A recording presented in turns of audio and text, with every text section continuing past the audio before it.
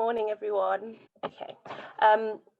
So what does an inclusive workforce look like? What, how and why, barriers, and we'll do some discussions around that, and then we'll look at what all of us can do as part of the whole to creating a more inclusive organisation. So what does an inclusive workforce look like?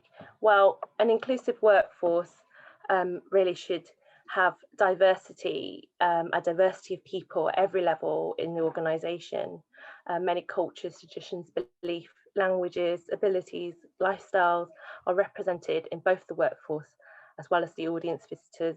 An extension of that, of the workforce is the volunteers as well, that are respected and without judgment and treated fairly. So you can see in this image, there's like a sort of like everybody could be owning multiple identities of this and having a diversity of educational backgrounds, diversity of experience of work, personality types, ways of thinking, your cultural upbringing, abilities, differently abled, different ages, and all the protected characteristics as well. So all of that, in terms of diversity, we're really thinking very broadly everything that makes a person who they are, and their experiences and their perspectives in life is shaped by the multiple identities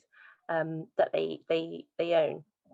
And a diverse workforce would have that represented as much as possible, reflected through every level.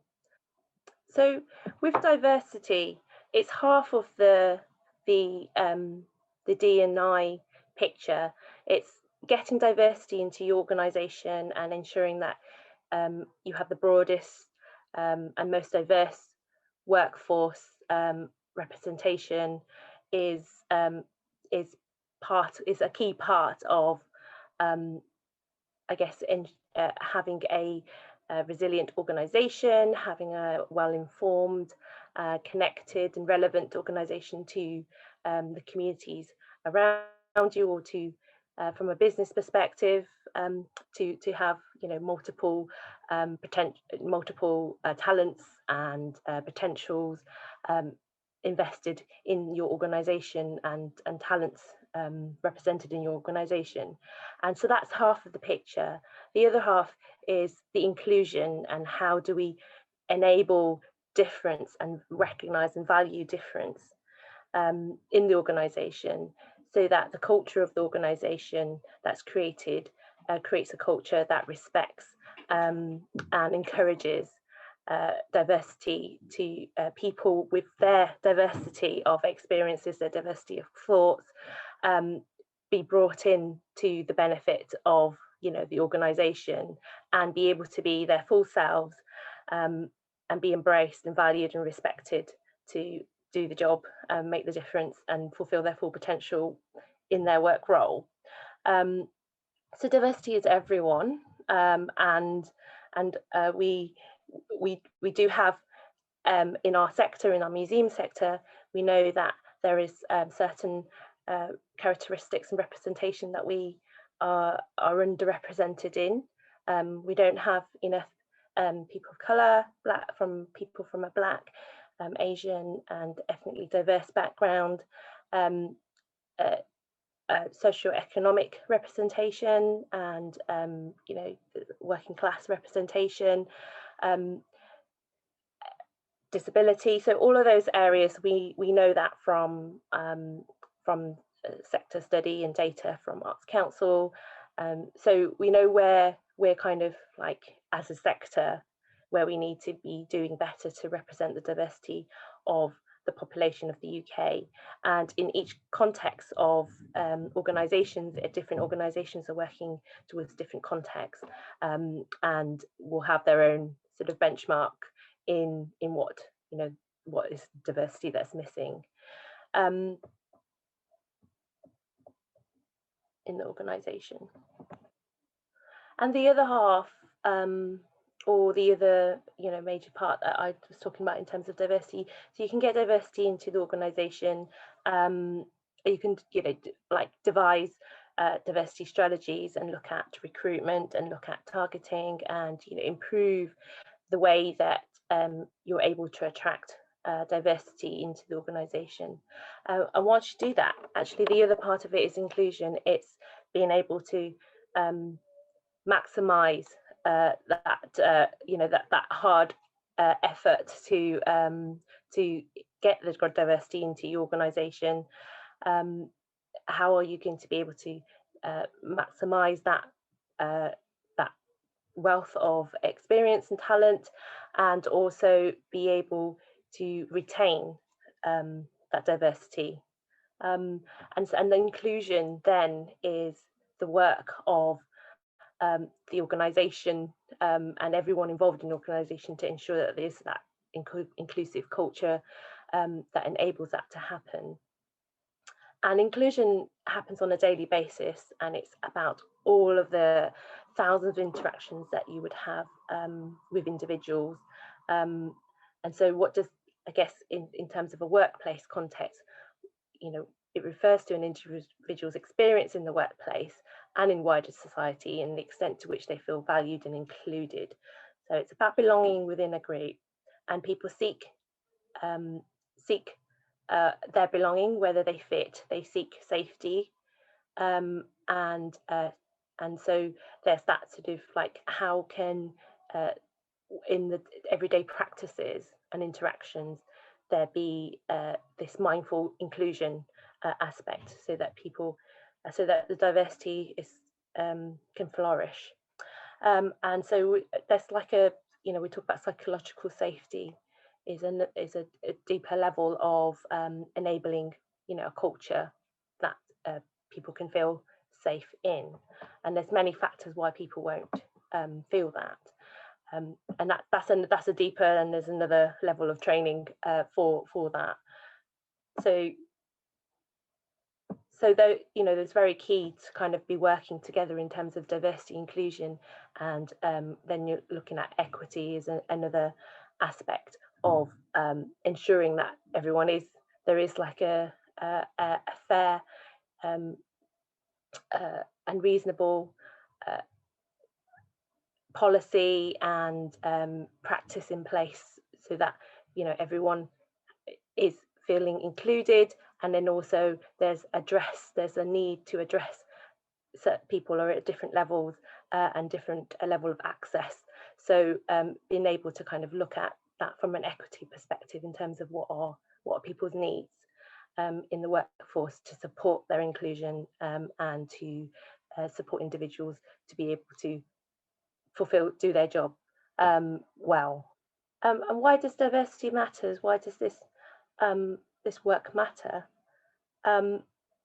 Well, I guess this is where I can say why this matters. It's something that's very important to me from a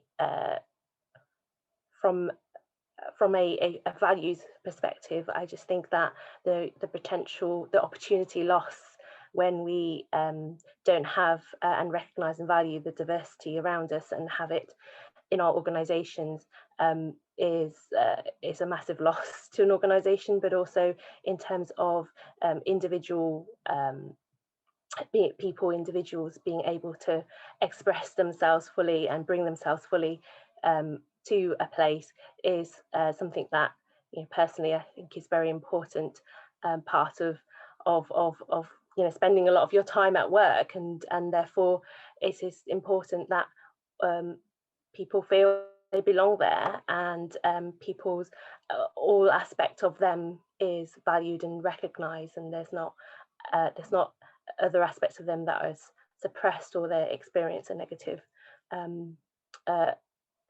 have a negative experience because of those identities. So there's the sort of opportunity costs to a lack of diversity, and there's also the personal costs to individuals as well. So diversity really matters, and it's a great thing from a moral business point of view.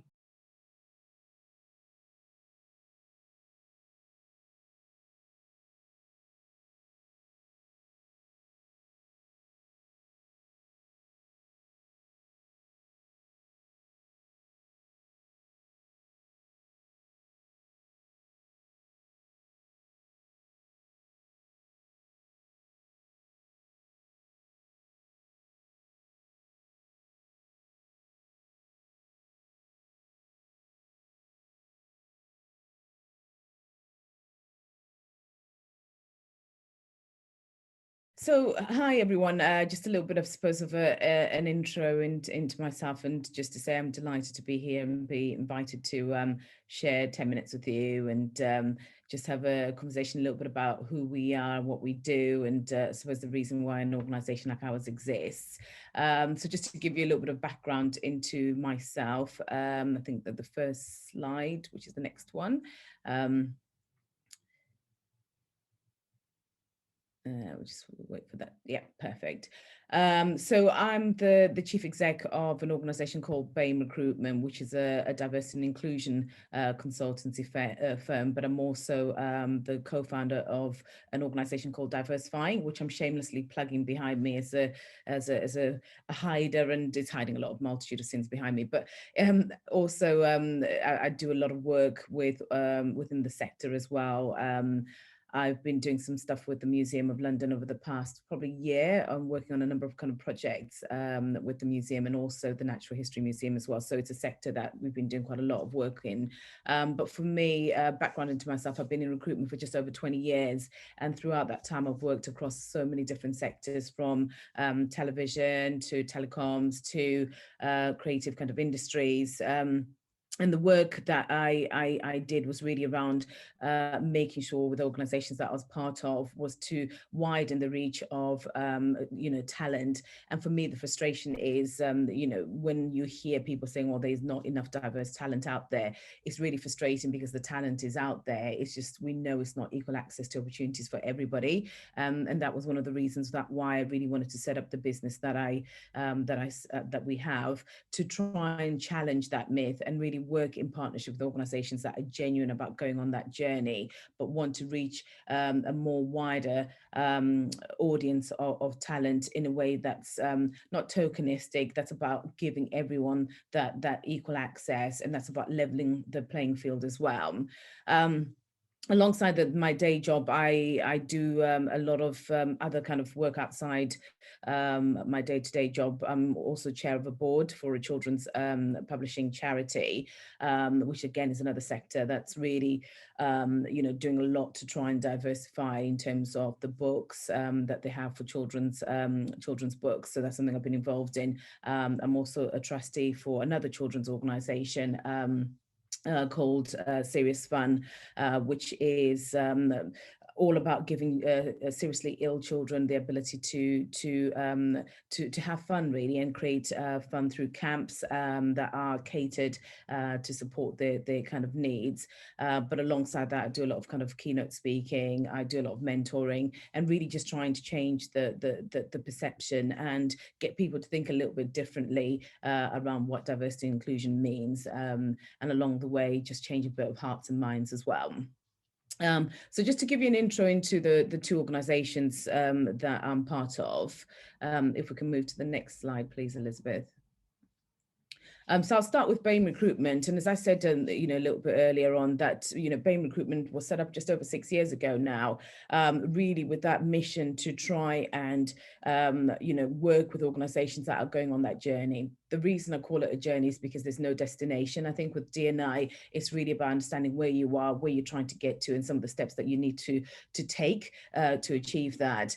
And for me, it's not about trying to do it in a tokenistic kind of way that is not authentic, but it's about really understanding your processes. How are you reaching and connecting with candidates, especially in the current environment that we find ourselves, where you know, people are more likely to want to connect and engage with organizations that are very much more values led, that align to their kind of purpose and to and feel they have alignment with their kind of mission. So it's really, really important to be able to really push out and connect and send the right kind of message to candidates that goes beyond just a job description that's got a list of requirements of what people need to be coming in to fill. It's really about that engagement piece right at the start, and that's what we really do through BAME Recruitment, and the work that we do is across all protected characteristics. For us, we believe that inclusion should not mean that you're excluding anybody. You know, there's a lot to be done around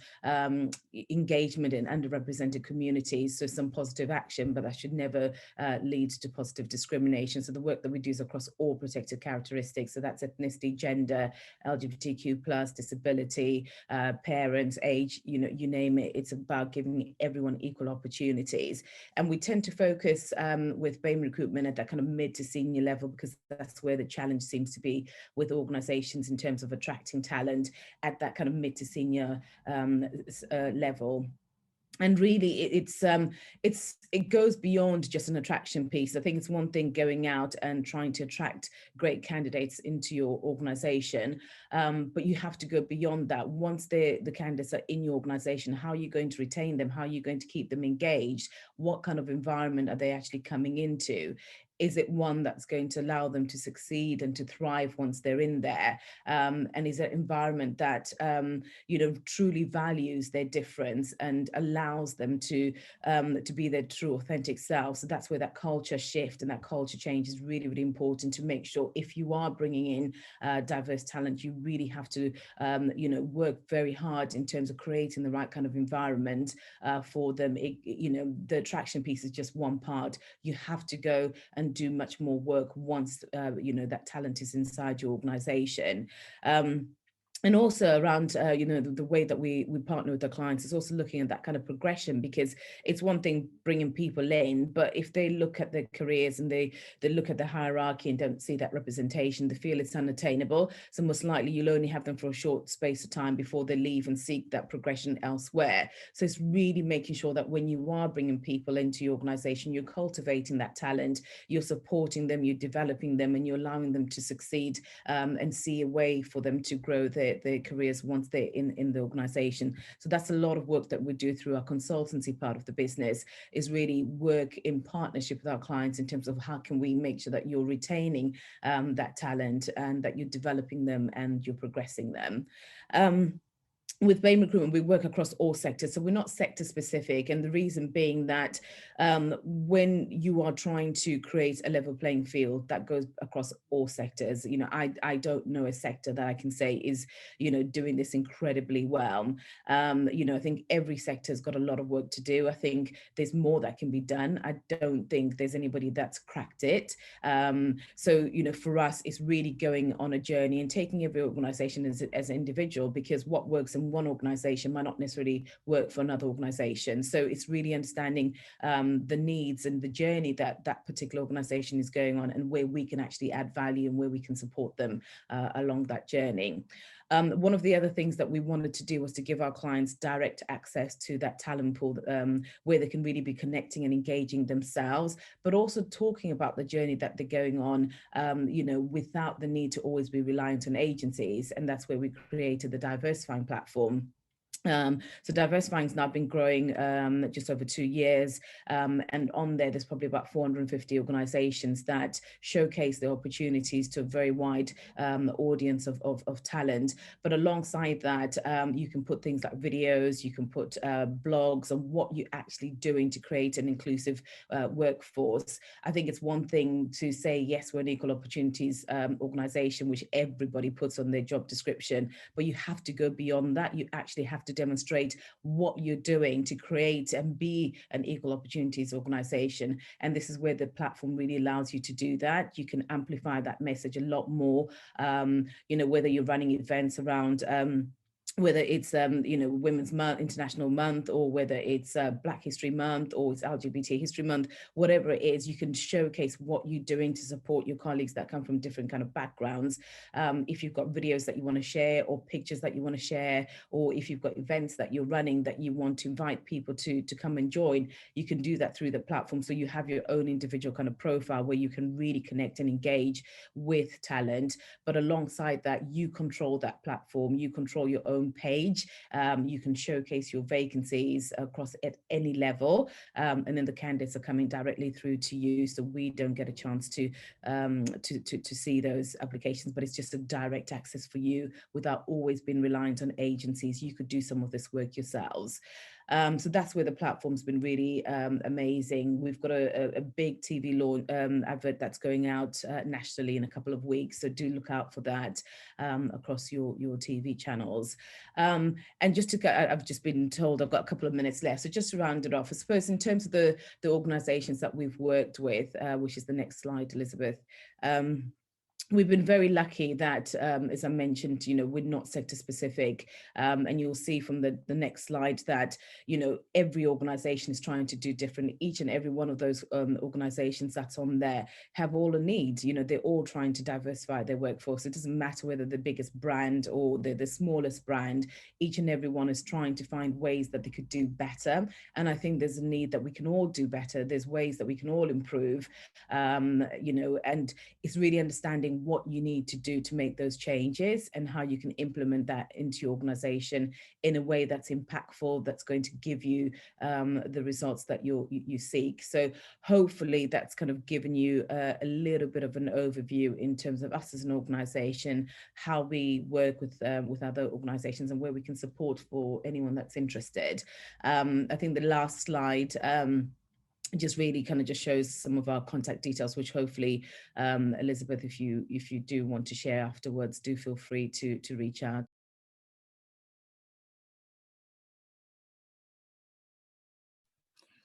So I'm just going to introduce who we are and what we do, and I think I've left enough time for questions as well.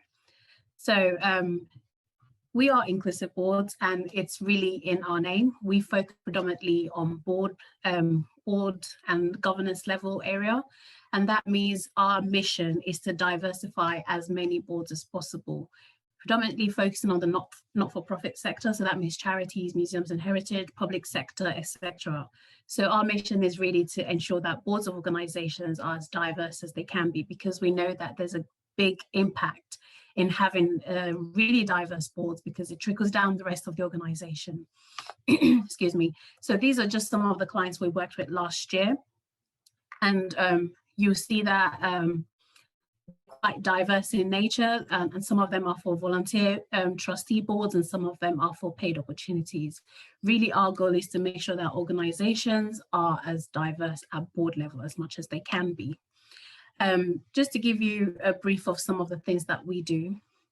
I've been working with the West Midlands Museum Development Programme for almost 2 years now. It's been an incredibly positive relationship, working with them on training a lot of their programme participants, similar to this programme really, on equality, diversity and inclusion, and also supporting them to develop an equality action plan, as well as training them to deliver training to their staff members, teams, or any other persons who wants to learn about equality, diversity and inclusion. So we have delivered a trainer program.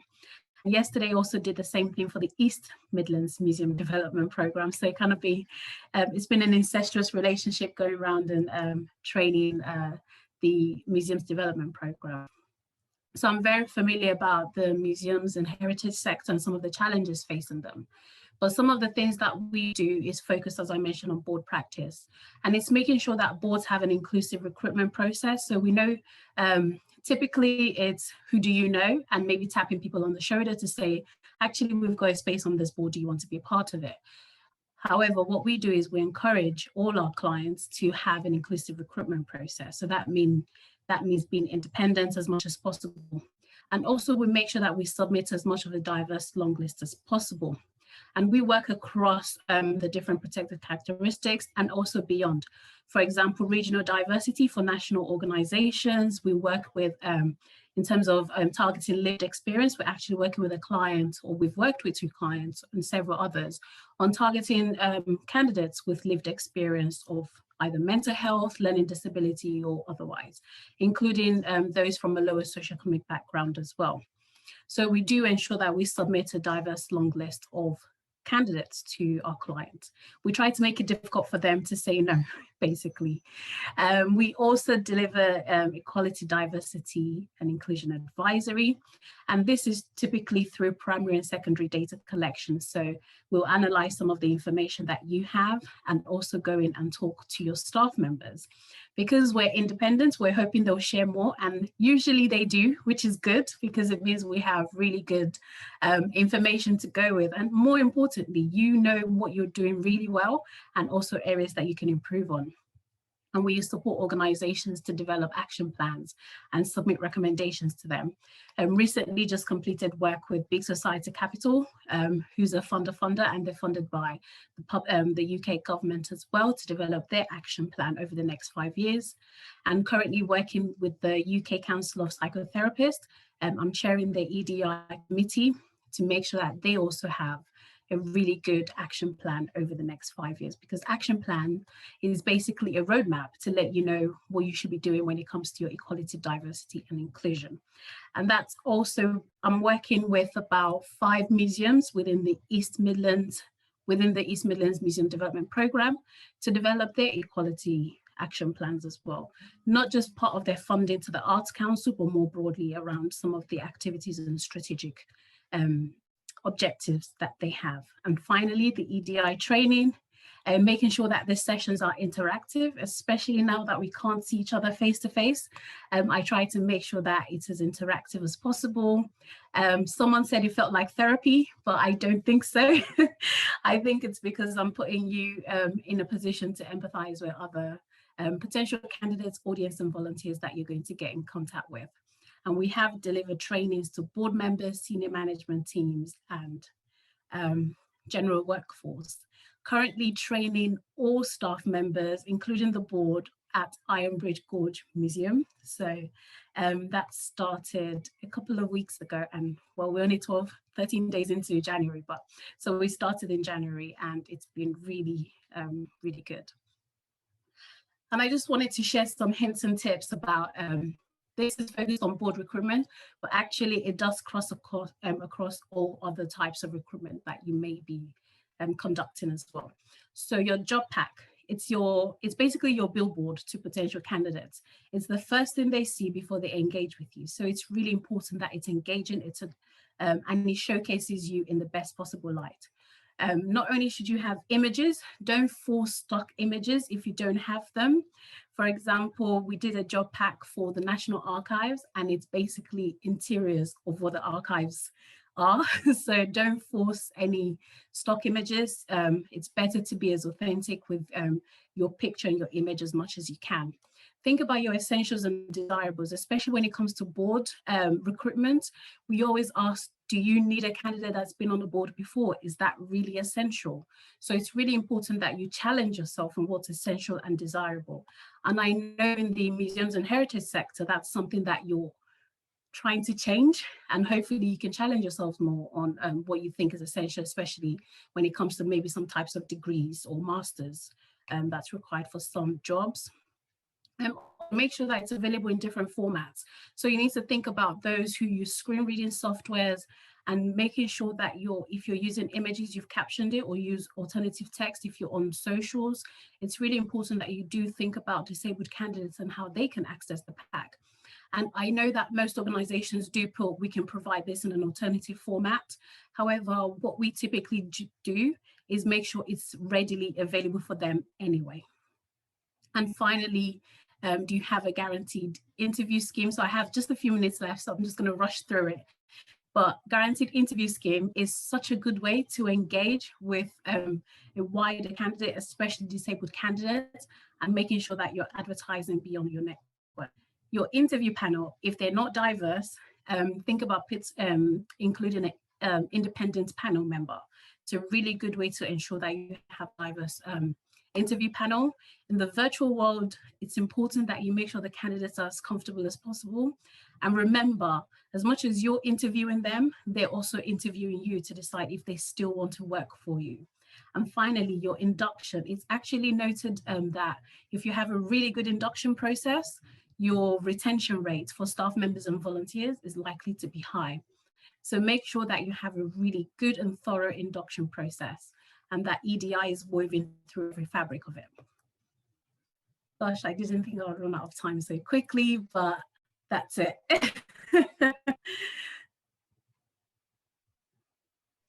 Any questions?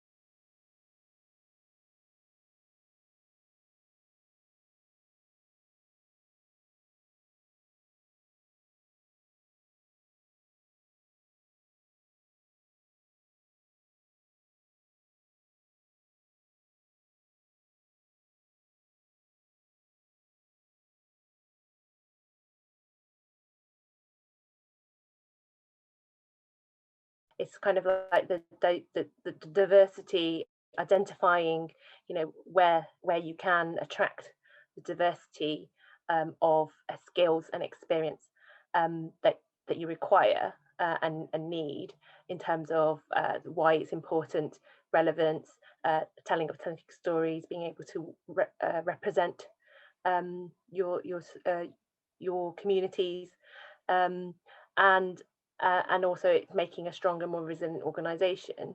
Then looking at that in terms of attracting diversity, so the internal barriers, the inclusion part of it. So there's like the external elements to how you can attract diversity, and then there's like the inclusion side of it, which is the internal barriers, and then what does that reflect outwards? So around your values, around your sort of, I guess, your brand image. I know brand is quite like a corporate word to use, that it's almost sort of what is the brand values being projected here, and the brand promise, you know, of experience that people will have, and how included and they will feel from that experience, and the enjoyment that they would have.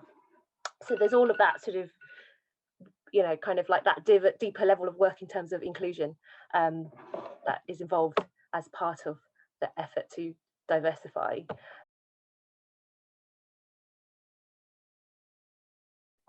I'm the project officer there, and in 2019 we were given a diversity grant by the Museum of London development team, and we used the funding to recruit and train a group of young people to put on an exhibition for us.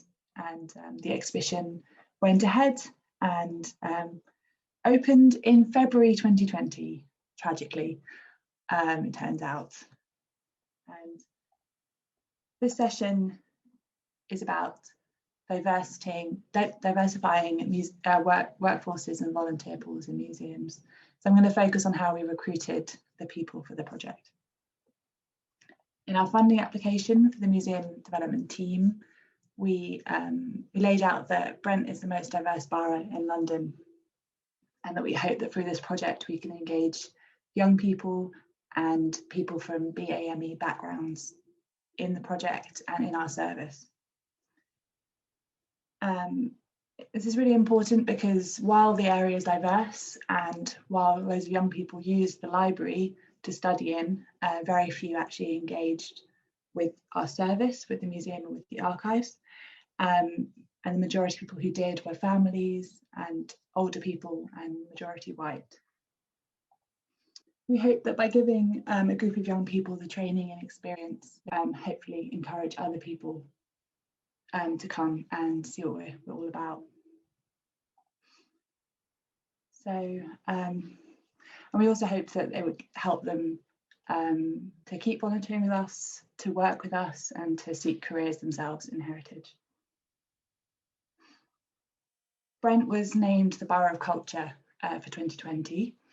And as part of that project, the team recruited a group of young people to be a youth panel to help them develop the events and the programme for that year.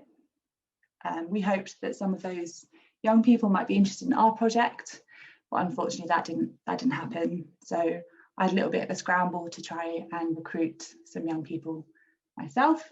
So I made this poster, as you can see, and posted loads of things on social media as well. This is a poster design, as I said, and in hindsight, I wish I'd got another way with it. While Twiggy is very young in the poster and a local icon, probably to attract people from different backgrounds, using her probably wasn't the right choice, especially as we have so many BAME icons like Cyril Regis, who maybe would have been a better choice.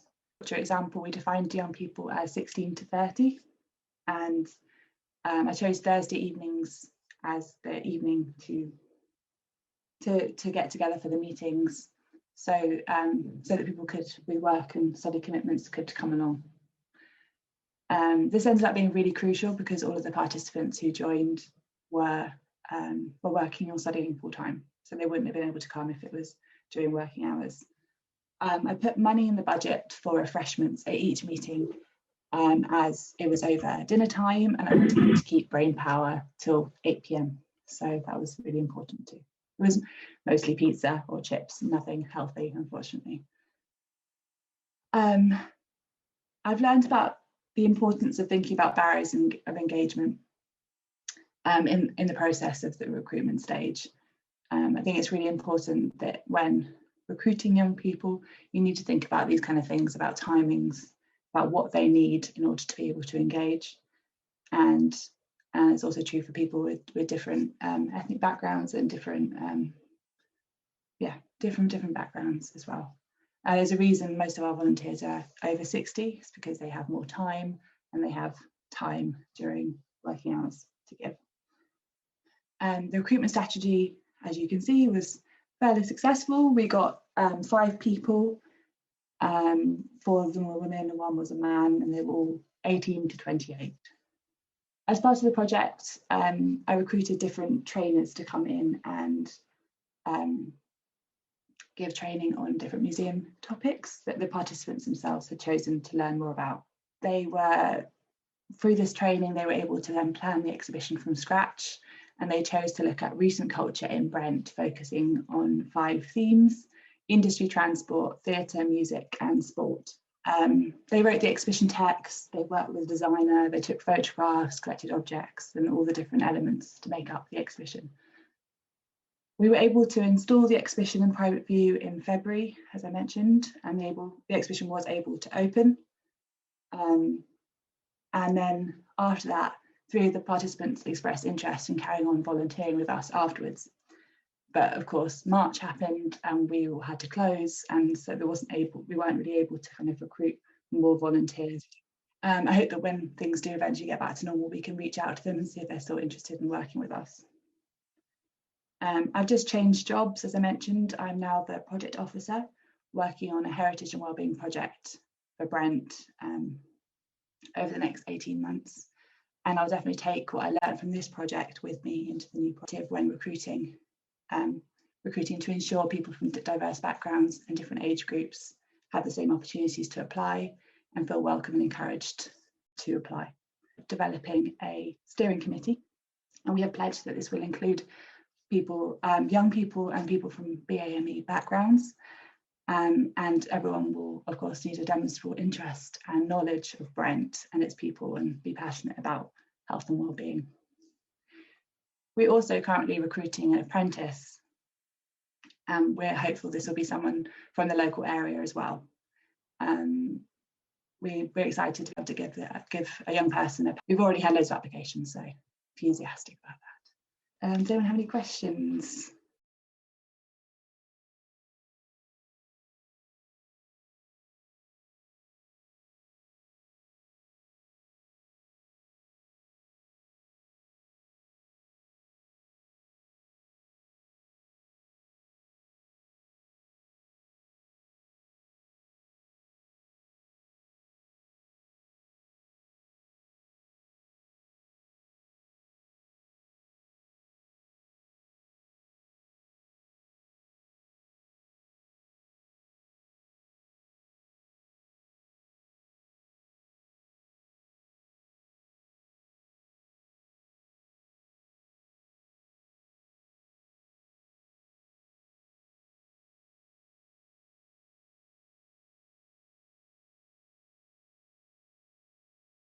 I'm Anne-Marie Foster, and I'm the head of HR here at the Museum of London, and I joined in lockdown. So I joined the museum in June, and so I onboarded remotely, and I've been leading my team remotely, and I've been heavily involved in opening and closing the museum remotely. So it's been a rollercoaster introduction to the museum, but I have to say it's been a really interesting one. And it's nice to still be kind of in the same sector because I came from the British Library. So that's a little bit of intro from me. And Elizabeth asked me to talk to you about how the museum has been looking at diversity and inclusion within the recruitment setting. So I've pulled together a very quick presentation. Our drivers for inclusion at the museum, I thought I would start there just to give you a flavour for how we look at diversity and inclusion. So we've got our corporate strategy, or our strategic plan, which is very much our roadmap for the whole organisation, but in particular our roadmap for how we want to look at diversity and inclusion at the Museum of London, what our focus will be, and how we want to be totally more representative of London. So great big aspiration. That's what we do at the museum, though. We have big aspirations, and we know it's going to take us a while on that journey to become much more sort of representative of London as a whole. So we're looking at the boroughs that we're placed within and trying to be more representative of those. We have recently, this last year, introduced a focused strategic objective to be a more equal, diverse and inclusive museum, and have a number of actions underneath that we are trying to make sure that we have a focus for D&I, if I can use the shorthand, if you don't mind, going forward. And then feeding into all of this, we have our behaviours, and in particular, the doors stay open, which fosters very much that culture of inclusion and sustainability, both within our programming, but also within how we look to attract our staff as well. And something that was done 2 or 3 years ago now, and is just ready for a refresh, is we pulled together a diversity and inclusion strategy for the museum, which very much gave us, from a HR point of view, our roadmap in terms of what actions and what activities and where we were going to focus in terms of trying to get better buy-in across the organisation to having a more diverse and inclusive workforce. And that has particularly worked quite well over this introductory period. We're going to be refreshing that with our diversity forum, which is the place where we come together with all our networks to refresh that for the next 3 years. But one example that I'll use as we go into the recruitment and selection more specifically links to our assistant curators, which really shows how we've transitioned how we do recruitment for at the museum. But some of the things that we've done, I've broken it down into attraction, which is how we attract candidates, and then I've broken it into another category for selection. And in terms of how we try and attract candidates, we very much, in all of our job descriptions and in all of our adverts, have this statement that's on the screen, that the Museum of London is committed to equal opportunities and diversity. We particularly welcome applications from disabled and BAME candidates who are currently underrepresented in our organisation. And in particular, we've seen a real positive response in relation to this, and we track this through our statistics. And we know that in particular in relation to BAME, we're seeing more BAME candidates applying at the museum. We're seeing more candidates move through from applying through that selection and through to interview, and actually very positively through to appointment. And sitting alongside that, we have on our website, we've got a number of job pages on there that very much outlines to candidates an idea of what the museum culture is like, what our values are, and again, very much trying to show that we have that commitment to diversity and inclusion. So that's some of the sort of more strategic side of things. And then when we're placing our adverts, we think very carefully about the audience, who we're trying to attract, and where we actually place our adverts. So we, because we're trying to attract more BAME candidates, we've been using The Voice, Creative Access, and for some headhunting, we've worked with BAME Recruitment, who I have got to say gave us an exceptional long list and short list, which was great for a senior appointment that we were trying to do. In our adverts, we also have a number of strap lines, which again are trying to show that commitment from the museum to diversity. So we have our disability confident employer status. So we put that onto our job adverts, and that means that anybody will automatically get an interview if they meet our essential criteria. More recently, since I've been here, we've added the happy to talk flexible working, trying to attract more women back into the workforce as well, and perhaps those with disabilities who need that flexible working support. And very much it's government initiative organised through Working Families, and that's the link there if you're interested in knowing some more about that. And because we're trying to diversify our senior leadership team as well, we've also put on for our leadership roles that we're open to job share, and that's a standard statement that we make in any senior appointment adverts that we put out there. I realise I'm going quite fast, but I've only got a few slides, but it's a short period, so I want you to have time for questions as well, but do shout if I'm going too fast. In terms of selection, we have at the museum an online system.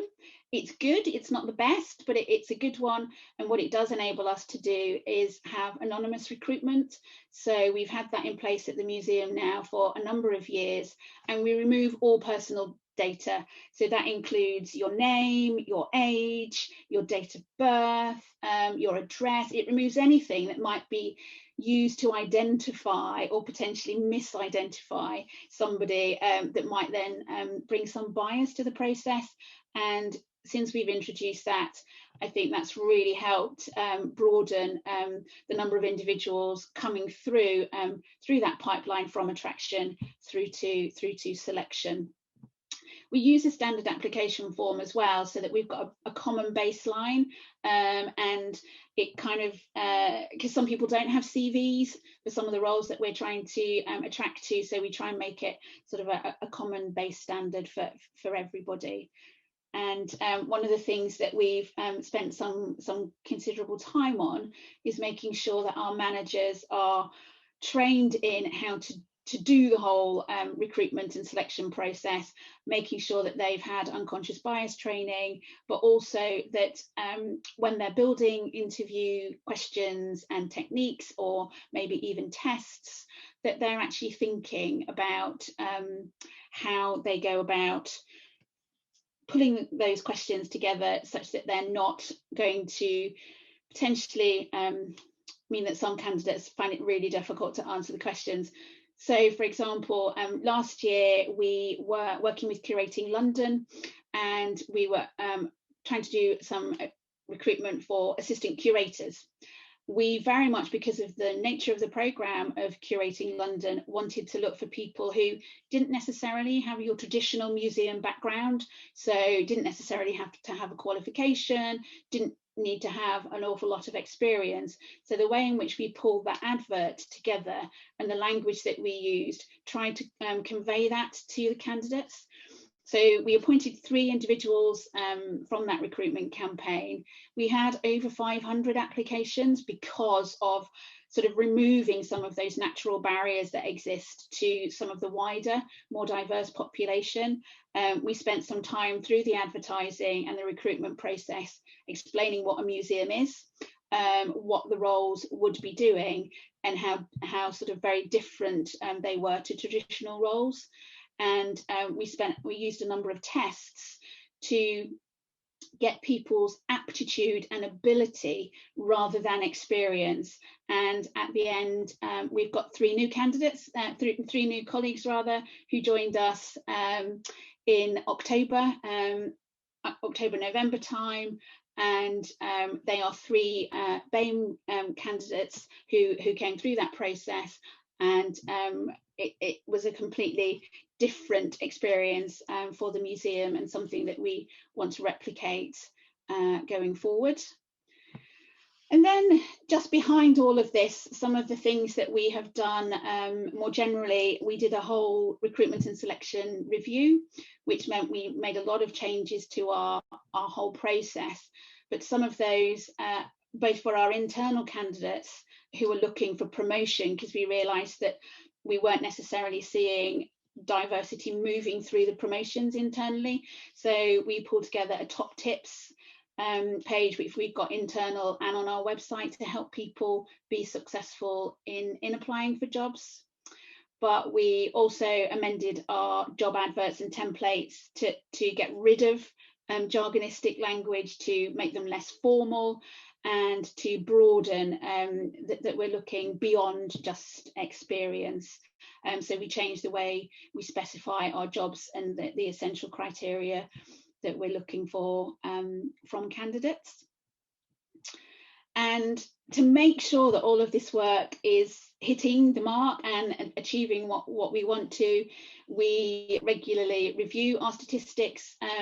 Because we have an online system, we can pull that information off quite easily.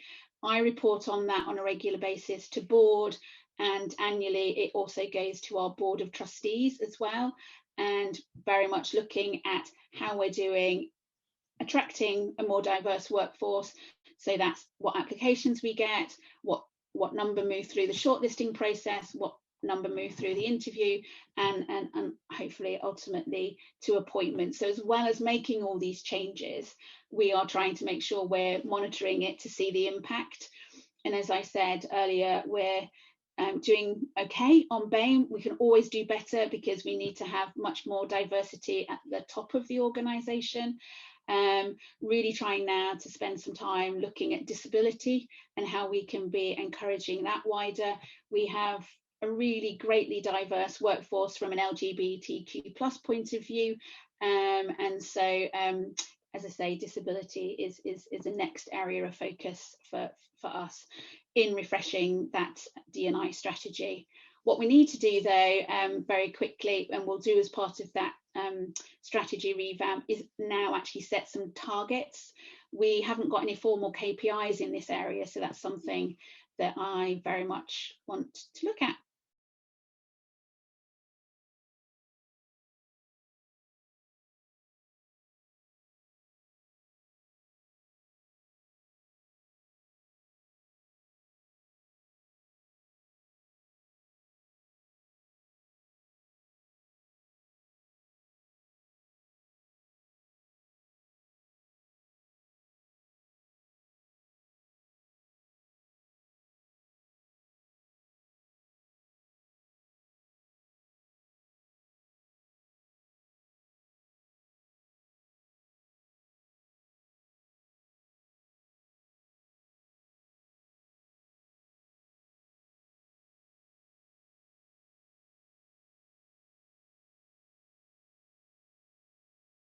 One of the things I forgot to mention in my presentation, which might be really helpful to colleagues on the call, is we are also signed up to the Mayor's Good Work Standards campaign. I don't know if you're all aware of that. And that has a template to follow, which is a really helpful guide for you to think about some of these issues that you might want to be addressing in recruit. It does the whole D&I spectrum, but it has a particular section also on recruitment and selection, and it just asks you the questions that might help you do some focusing on improving D&I in your organisations.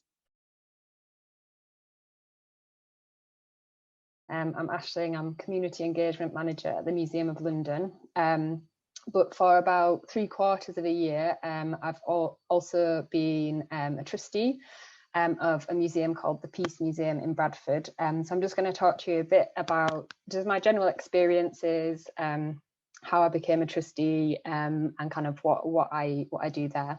But just a bit of background about me. I grew up in Bradford. I studied archaeology, so I've got an undergrad degree in archaeology, and then I worked in a school as a teaching assistant for a little while. And then I got a place on a HLF or NL, whatever the name's changed to now. It was HLF at the time, traineeship, which was funded. And so I went and did that across the Ashmolean, Ashmolean, Pitt Rivers and Natural History Museums in Oxford. And this really ties into some of the conversations we were having earlier, because it was the fact that I got that paid traineeship that was really the foot in the door for me in this sector. I'm from a very working class background, and they're just, I don't feel it would have been possible really for me to get the experience needed to get a job in the sector without getting that paid traineeship. So yeah, it's quite a relevant thing. So I did that for a year, finished that in 2015, and then got a first job at the Museum of London. So I was family festivals coordinator, so planning community festivals, kept doing a similar thing, and I still do plan community festivals in a normal world, like when, you know, before COVID, but also do lots of other things now as community engagement manager. The title of my presentation that I'm not going to show you was trainee to trustee, which is very corny, but just going through this whole process made me have a bit of a think and really like reflect on how far I've come. And I've worked at the Museum of London for 5 years now, so I've kind of, with my traineeship, been in the sector for about 6 years. And yeah, I just felt really proud to have become a trustee within that time, but also recognise that it's also down to the organisations that I've worked with as well. And those organisations having that kind of open attitude, that support that's been there for me, and that commitment to representing people from a range of different backgrounds. So yeah, and then, as I said, now I'm a trustee at the Peace Museum. So it's a really small museum in Bradford, which is where I grew up. So that was kind of one of the reasons that it really appealed to me to apply for as well. I saw the advert in quite a traditional place, actually, on the University of Leicester museum job site. So in the work I'm doing with the Peace Museum now, we're also thinking about what other places we might be able to advertise similar roles so that we get, you know, an even wider range of people. But becoming a trustee was something that I'd always wanted to do, but I didn't think that I was ready. I don't know what point you feel like you're ready. But when I saw that opportunity, it just felt like such a good fit that I thought I would go for it. It particularly appealed to me because Bradford is an amazing city. I don't know if anyone's familiar or has visited before. It's really exciting. It's very diverse, but it's also quite a complex city. It's got quite high levels of poverty. It's got really diverse communities, but sometimes there is kind of some tension that exists around those diversities and differences. And I think I've just always recognised a huge potential for heritage, culture and arts in making positive contribution in bringing communities together. That's, you know, I've ended up as community engagement manager. So it just seemed like a really good opportunity to be able to make a positive contribution in communities that I care about. But I can't say it's all just because I'm a Serrant and, you know, there was no personal benefit to me at all. It's an amazing thing to have on my CV. It's a really, really good development opportunity for me. It's letting me develop skills that are beyond what I would be able to develop in my current role at the Museum of London. And it's really helped that I'm working on quite a meaty project. I've got something that I can stick my teeth into and actually make a real difference on, and kind of trial out some of those ways of working and skills that I've developed through my work. So yeah, so it's a great experience for me. And also I'm quite young, so we were again talking about young trustees earlier. I'm 28, and I'm, I guess, early mid-career-ish. So it's just, obviously, it's a really, really good opportunity for me to build those skills that will help me later in my career. So yeah, so I saw the role advertised. I'd say it was pretty. I've not spent too much time thinking about the advert itself, but I think it was fairly good. I think they had a statement about kind of them supporting equal opportunities, and I don't think it had an essential criteria list that was too unachievable. Like, obviously I felt that I could apply for it, so that's good. And then I went and met a few of the trustees, had a meeting with them, and then they kind of notified me that they'd like me to be a part of the panel, but then I didn't become a full trustee until I'd attended the first meeting. And obviously that first conversation was a lot about finding out about the museum and the ethos of the museum, me sharing my experience, and us, you know, that two-sided thing of figuring out if we were kind of a good fit to work together. And what I really liked about them was their honesty. So they were really open about how the museum is lacking in representation in the local community, in the workforce and the trustees, but then also to some extent in the collection and programming as well. And that they wanted to recruit trustees who could really work with them to improve that. So it was just good for me that they had a clear vision and they'd recognised like their limitations, and they were being honest about needing support to get there. So that was really good for me. When I started as well, I thought I mentioned they had a buddy system. So all new trustees get a buddy, which is an existing trustee, which was just really, really good thing. Obviously it can be quite an intimidating thing starting a trustee, especially when you feel like you're a bit younger than other people. And when you get all the documents due for the first time, it's things like the accounts, and it might be, looking at those things can be a little bit intimidating. So to know that there was somebody there who I could ask if I had any questions, or who said that they were happy to speak through the processes with me, was really, really helpful. And the museum itself has huge potential for engaging diverse audiences and for attracting a range of people to sit on the board. The theme itself of peace is such a universal theme. So I think there's so much that they can do there. And if anything, they were probably didn't recognise in themselves the amazing work that they were already doing. But the main thing I'm doing there, so I sit on the board and I'm involved with all the various different decisions that get made. So recently we did things like a salary review of the staff. So all those kind of responsibilities you'd have as a trustee. But then I'm also working with them to develop an equality action plan. So this was one of the things that they'd recognised that they really wanted to work on and develop. And I felt like it was a good fit for my experience and skills. So it's a really exciting project. It's had a very positive response from the trustees. And there's a real openness to learn, I think, which is really important. So I'm currently working on this with other trustees and the curator there, which should be ready for us to start delivering next financial year. The one thing I'm quite conscious about not happening in my role as trustee is to not become the only person, because, and I should have mentioned it, is a very, very white, middle-class, middle-aged museum generally. I'm the only person on the board who isn't white. And I'm just very, very conscious that although I have experiences and skills I can contribute, diversity, inclusion, accessibility needs to be a priority for everybody on the board, and people need to continue to, build up their confidence, build up their skills to be able to kind of, deal with those topics rather than everything being brought to me. So that's one of the things I'm conscious of, and it's been fine so far, but I'm just kind of trying to make that quite clear as we go along.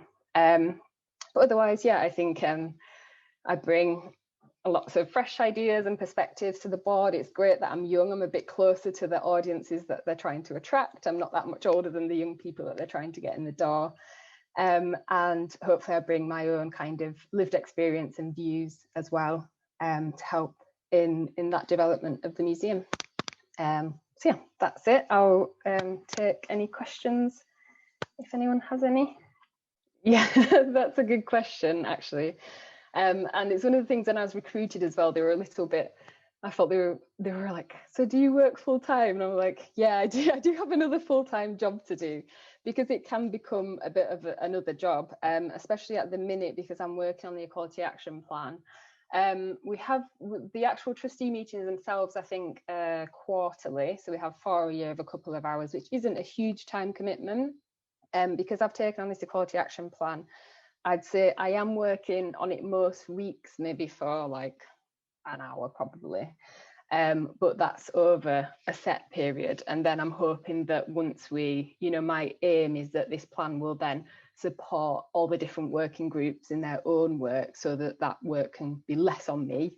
But I'll obviously be there if people still want to come and ask questions. But at the minute, it's a fair commitment, I would say. So obviously that also limits who can, be a trustee and take part in that level. Yeah, so it's probably useful for me to add the Peace Museum is a very small museum. So it's really got 4 members of staff, which is why a lot of the kind of more day-to-day work is picked up by the trustees. I think especially in this respect, they were looking for a trustee who had relevant experience in that thing of, diversifying audiences and workforce, and that's kind of like how I ended up working on this plan. But I would say it's probably, I have just experience of this one museum, and I would say it's probably very variable depending on the size of the museum. Certainly the trustees at the Museum of London, I don't think would be drafting up an equality action plan. But for me, this is kind of exactly what I wanted, because it means I actually get to do the work and develop the skills, which is more useful for my CV than kind of just signing things off. But yeah, I would say it probably depends quite a lot depending on the size of the museum. Yeah, sure. So the tenure is 3 years, and then it's reviewed, and you can choose to stay or leave. That's quite it's an interesting situation at the minute, because there are quite a few trustees, and there are quite a few trustees who've been there for a really long time. So it's a little bit of a question mark for me in terms of trying to recruit like diverse trustees, is that we can't recruit too many new trustees because we've already got a lot. So I don't know what the solution is almost, but it's just something to kind of bear in mind with that life cycle of trustees. And it's just a general role description. There is a role description, but it's for all trustees. So there was not one in the actual job advert for the round I did. And this is something that I'm working with the trustees, because obviously I didn't write the role description, so I was being recruited. But I think one of the things that the museum needs to do a bit more is make sure that that trustee recruitment has a real strong focus on the skill set, because obviously the board is very, very keen to recruit diverse trustees, but it's just ensuring, as we've heard in the previous talks, that number one needs to be the skills and experience of the person.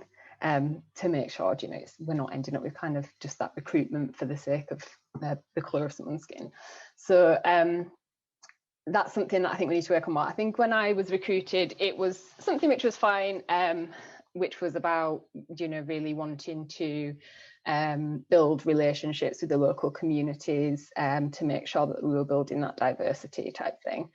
And we've recently just put out an advert, for example, for a trustee with finance experience. So that is a really specific job description, role description, which has got this obviously very, very specific things that person needs. But I would think that it's kind of like a more general role description that covers everybody mostly.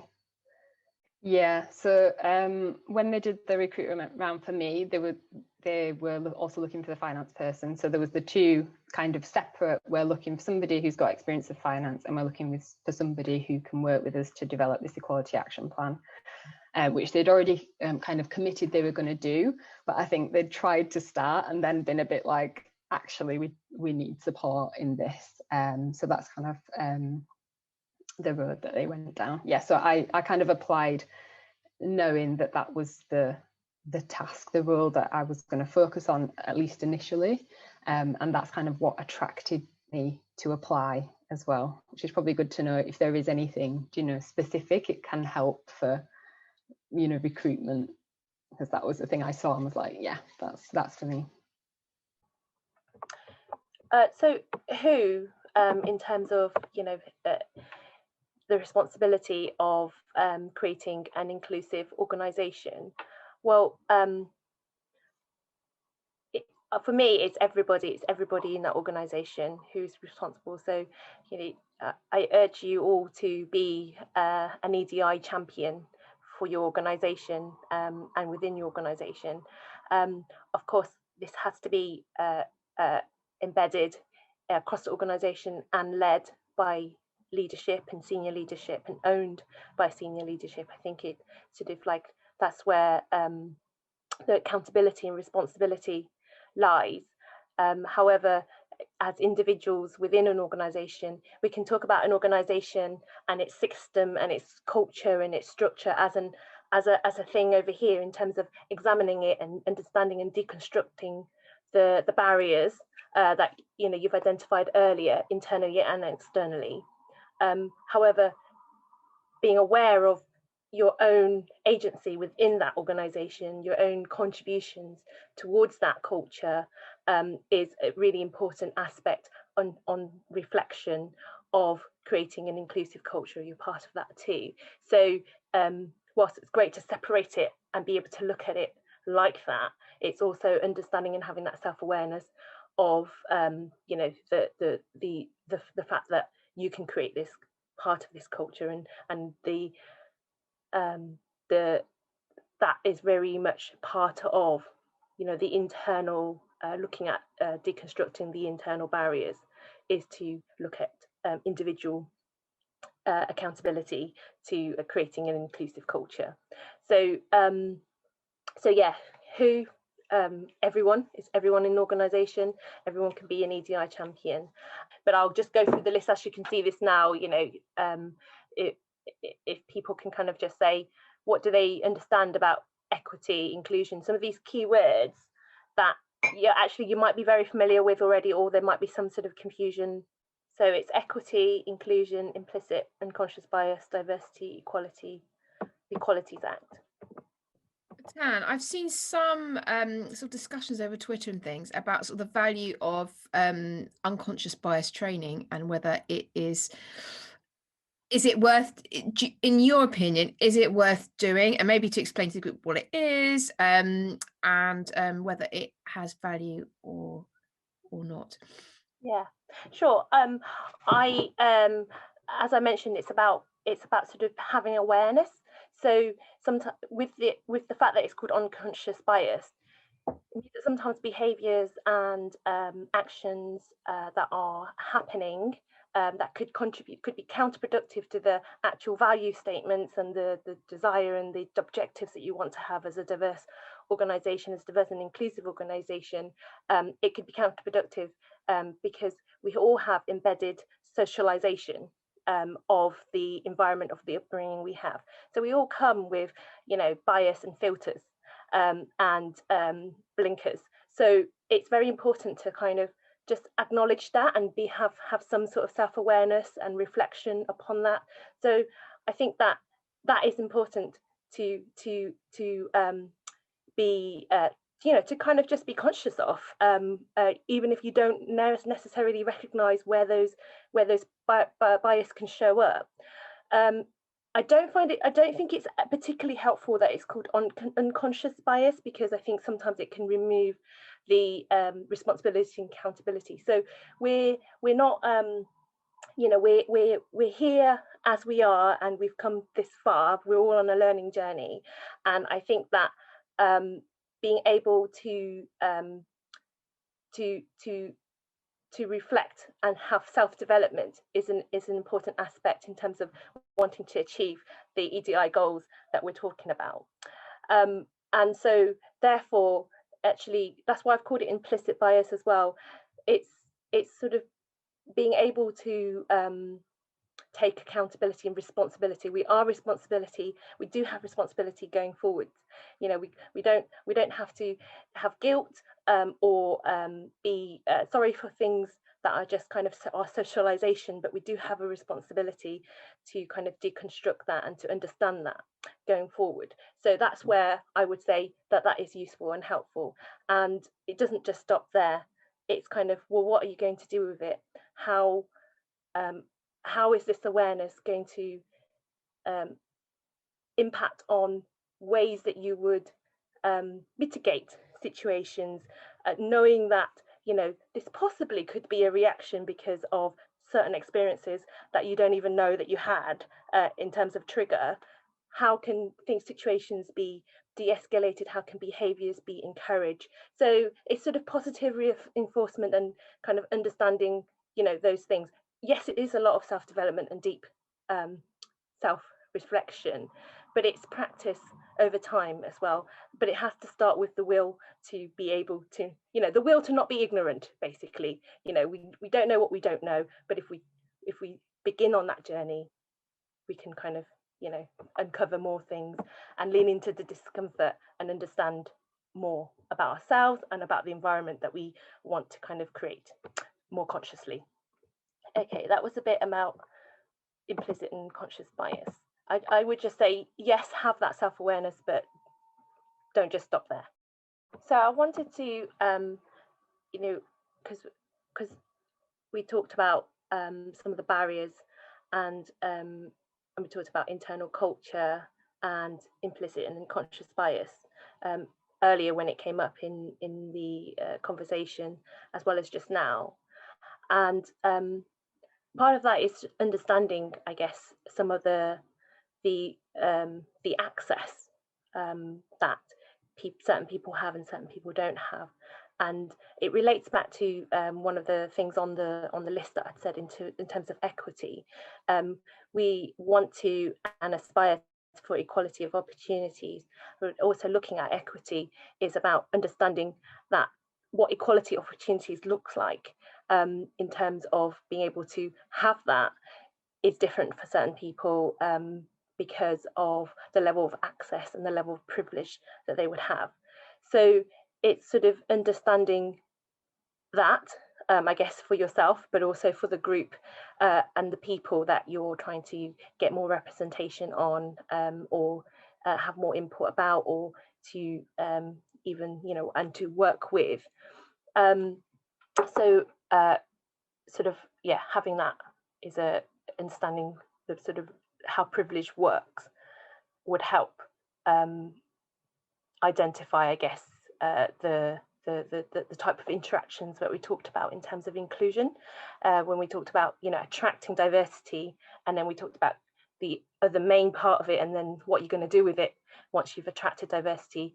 The inclusion side of things is, you know, understanding how privilege works, and that the system around would help with those thousands of interactions that you would have, big and small, in creating that inclusion culture. Next slide, please.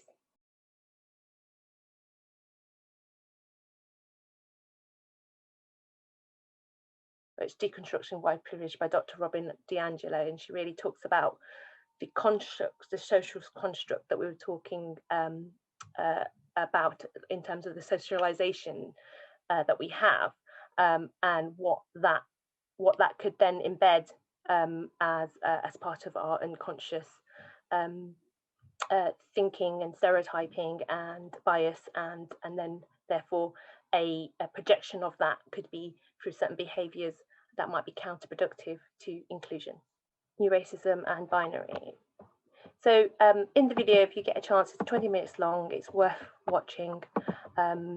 It sort of talks about how this can be problematic in that we then disengage ourselves with the conversation around race and around racism, because there's a binary between, you know, racism is bad and, you know, you don't want to be a racist, so, you know, you can't discuss and talk about it because you can't put yourself in this conversation and have a discussion, a very meaningful discussion about how we can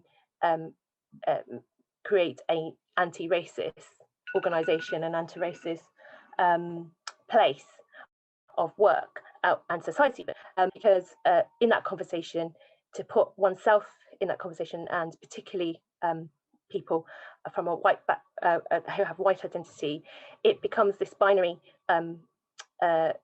identity and conversation about, you know, bad and good, and actually it then removes the possibility of discussing that socialization that we all have, and that, you know, we can have Black friends, we can have Black partners, etc., and still have racist thinking and behaviors, and that's sort of part of kind of our socialization. And so it's and how we do harm without realizing. So it's sort of like it's moving away from that binary so that we can have a more meaningful, constructive, positive way forward in terms of looking at inclusion and yeah, social justice and anti-racist work. Can I have the next slide, please? Okay, so these are my 7 tips to creating an inclusive workforce. And they're sort of, you know, they're kind of the things that Museum of London have demonstrated in their kind of case study when Amaru was talking about, or have I got a name wrong? I'm sorry if I have. Was talking about, you know, the strategy and the kind of then dwelling, having that overall strategy and commitment, and then delving that deeper down into focus on areas and, you know, real drive on changing practice, changing, you know, changing like the way you do things, and having kind of like actions and tactics, and then having KPIs and stuff. So they're all kind of like the how you do it. You've worked out the why, and then the what, and then the sort of like who's responsible, and then you delve into kind of like how you're going to do it and how you're going to kind of target that and move things forward. So that's the action plan. And so 7 tips creating an inclusive workforce is, first of all, to educate. So some of the things that I sort of mentioned and talked about, you know, on the list, is kind of really understanding, you know, the differences between diversity, equality and inclusion. We kind of, you know, and what those different elements, how they can work together, how they are different but also work together and entwine to create that inclusive culture that you want in your organization. And what does it mean to be self-aware, and what are the kind of unwritten rules in this, you know, in this workforce, in this organization that that is at risk or has been you know, socially cloned to be the same. So it's kind of unsurfing that really, and then you can sort of make it more granular into your kind of area of work and what you're trying to achieve, so that, you know, it sets a more kind of tangible target in terms of what you need to do specifically. But then as a whole organization, is to educate and start with the board and the, you know, senior management team, and the leaders need to create that safe team environment where all employees can speak up, be heard and feel welcomed.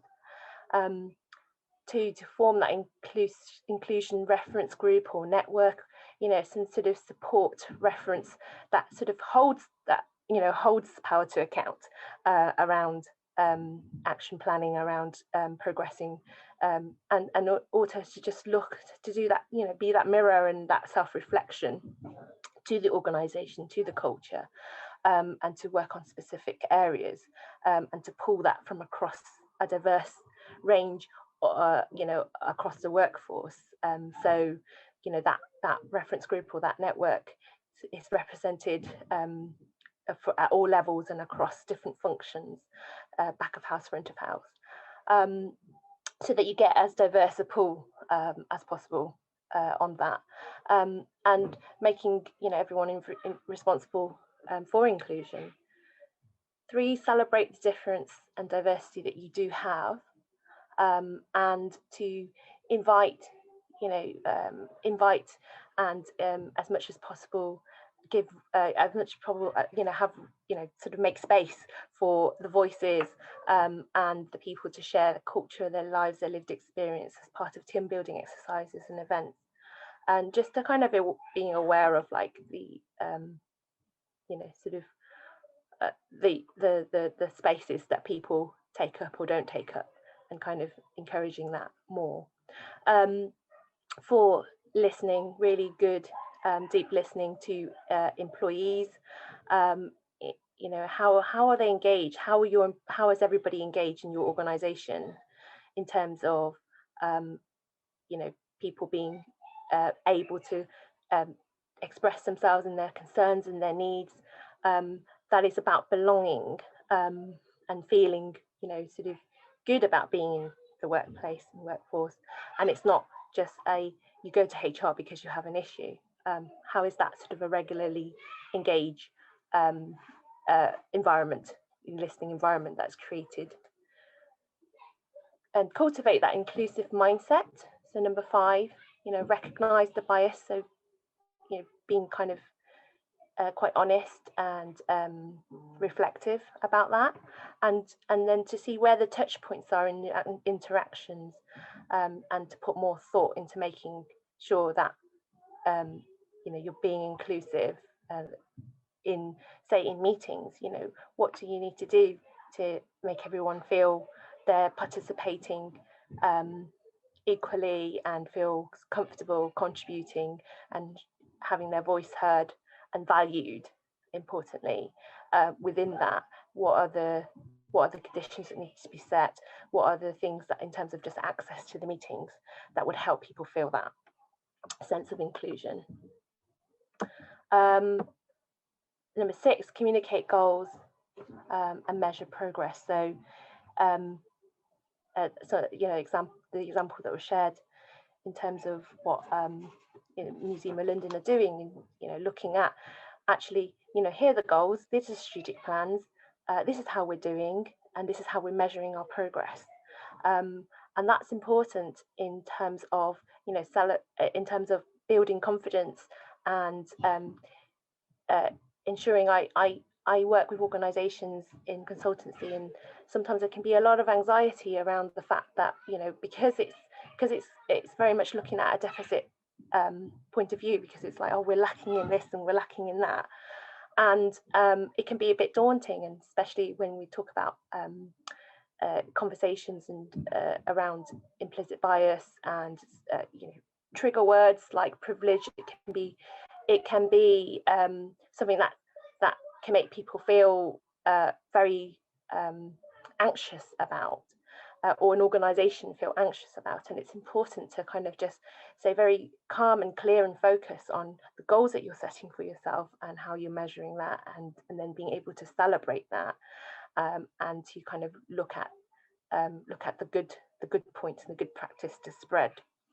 And number 7 is really, you know, that sort of inclusive ethos to an organisation, kindness and compassion and empathy, in terms of this learning journey that we're all on, and some of us have more or less to learn, and we all make mistakes and we can all do better. So it's sort of, you know, within the inclusive environment to kind of to share that as a sort of a value or principle or behaviours, however you want to kind of put that, and just to remember that that's it's something that it needs to active commitment on and do, and to not be afraid of making mistakes and doing it, but to kind of do it with kindness. Okay, so that's all. I think that my next slide, that's just some of my contact details and things. So I facilitate equality, diversity and inclusion organisational development goals and support teams around that specifically, but around, you know, developing their organisation to make a difference, to have an impact, to achieve the vision and the mission that they're there for. So any questions? I was wondering if you had any tips of places or new places outside where museum people always recruit workforce, trustees, volunteers. Did you have any places that you've come across in your travels that are sort of slightly outside the box that people might want to consider using or utilising? So recently I'd worked on a project with a client to recruit a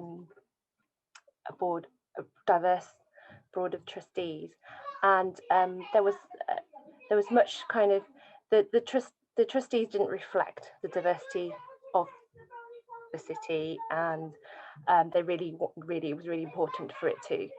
And so we'd worked to kind of create this strategy to, you know, from the ask, from about, you know, from the kind of attract, the ask, the copy that's out there, to really kind of make that very clear that this is what we're looking for. We, you know, recognize that this board is not the board that we need and want going forward. And not the board that we, you know, obviously valued all the people that were there on the board, but it was like there was vacancies and room for more diversity, and very specifically asked for that. And then went through really to kind of look at the different networks and who, you know, so it's not going through the usual, you know, yes, all those people, and through that network everybody can go through and share that and share on the various platforms. But what about outside the sector? You know, what skills? So very much what was said earlier about starting with skills. What skills are we looking for that are very that are missing and diverse in this, you know, on the board, and going outside of our usual kind of sector, thinking that we, you know, we need that museum experience, but actually it's the skill that we want on that, and the lived experience of, you know, of a diversity of people that we want. So going outside of different networks that are outside of that, and community networks, so really working with like the community networks to kind of spread the word and message. And it just exceeded expectations, because people really thought that they'd get 3, 4, 6 candidates if we were, you know, very lucky, and we got 46 people, all diverse, and diverse, and when I mean diverse, you know, from a Black, Asian and ethnic diverse background, disability, different work life experience, varying range of qualifications, you know, working in big organizations, running the entrepreneurial businesses. So very, you know, very, very diverse in all those areas. And it was just, we were just overwhelmed by it. So it's like who you work with and utilizing that network, and then who does the asking as well. So that's important to kind of think about, but because then that shows intentions, and I think that people kind of felt like the integrity of the people asking and encouraging people to step up and apply was you know, was real. It wasn't a tick boxing exercise. So yeah, that kind of authenticity and integrity of like wanting to really, why do you want diversity on your board? So this was the question here for that answer. And yeah, like whatever it is that you think of, that would be that could be the usual thing. So don't, you know, ask other people, always sound check and ask other people, because they will be like thinking of other areas that you've missed